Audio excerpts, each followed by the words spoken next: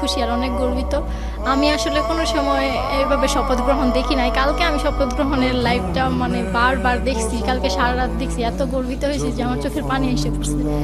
এটা তো অনেক বেশি পাওয়া আমাদের জন্য। এখানে এত ছোট্ট একটা গ্রাম, বাংলাদেশে এই গ্রামটা যে আছে এটা কেউই জানেই না।